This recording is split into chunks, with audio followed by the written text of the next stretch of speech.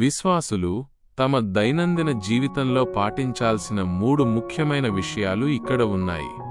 వినయం, హ్యూమిలిటీ.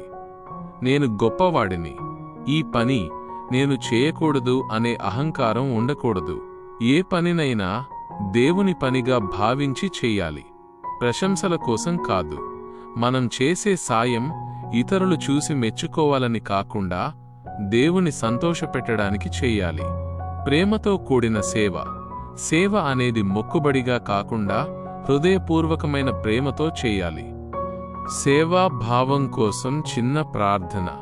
ప్రేమగల తండ్రి, ఈ రోజు మీరు నాకు నేర్పిన పాఠాన్ని బట్టి మీకు వందనాలు. లోకరక్షకుడవై ఉండి కూడా మీ శిష్యుల పాదాలు కడిగి వినయానికి మీరు మాదిరిగా నిలిచారు.